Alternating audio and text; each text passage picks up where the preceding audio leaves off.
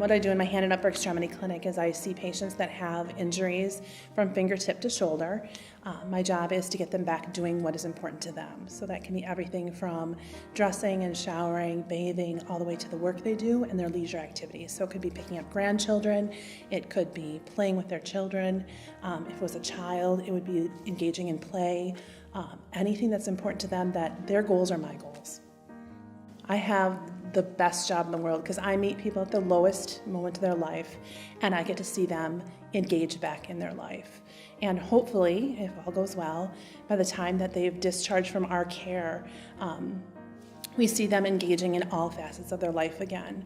And so for a moment in time, we get to be, that person that helps them get through this. I think I'm a spiritual person, and I think that as an occupational therapist, one of the core things that we as occupational therapists believe is that you can't separate the physical from the emotional, from the spiritual, it's just you get the whole package. It might have been a finger injury, but you get everything that comes with it through the door. And I do draw upon my spiritual support that I have from the church, both during service and then throughout, and it enables me to be able to connect with patients on a different level.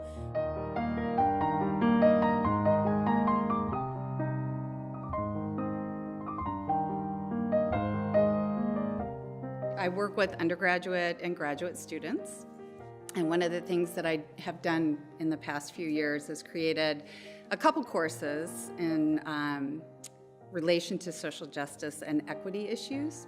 So one course is race and racism in schools, and another is identity, culture, and social justice. In these courses, students have to dig deeply and think about how who they are as teachers matters in connecting with the community. So on a literal level, what I do in terms of living out my values and bringing work of value in the community in play through education is through my coursework. So that's probably what most people think of in terms of how I spend my time and what I do. What I would suggest, though, what's more challenging, if you will, are the discussions that these courses bring up. So having the courage to talk about things that are difficult. So issues around equity, issues around racism, issues around ability and access. These are all conversations that we have in the classroom.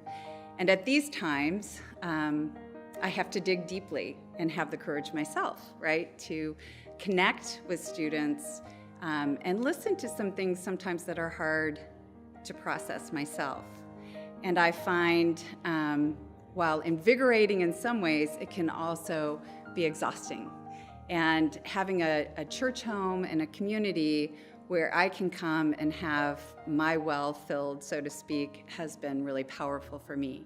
And that's what I've found at Orchard Ridge, is that this is some place where I can come and I can listen and I can be reminded that I don't have to have all of the answers, that there are stories and messages from Scripture and from our own lives that inform how I do what I do with students. Today is Stewardship Sunday, and we're concluding this year's stewardship campaign. I want to take this opportunity to share some of my thoughts and experiences from this time. But first, I'd like to thank Paul Hedges for his time and expertise in producing these interview videos. I thank Mary Bucknell and church leadership for their support and guidance. When I sat down to do the interviews, I didn't have expectations of the interviewees. For the most part, I only knew of the general theme on which they would be speaking. But by the end of each interview, I was moved. It didn't take long to recognize the passion and importance from which they spoke.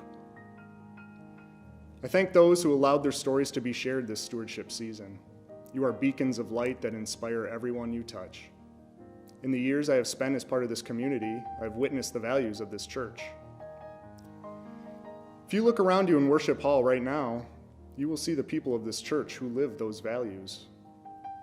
I am reminded every time I step in this building that God is still speaking through our compassion, through our actions, through our prayer, and through our giving. Everyone makes a difference and your support of Orchard Ridge United Church of Christ makes a difference.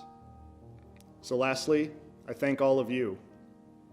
Thank you for replenishing my spirit, connecting me to what's important, and help move me closer to the person I was created to be. Thank you.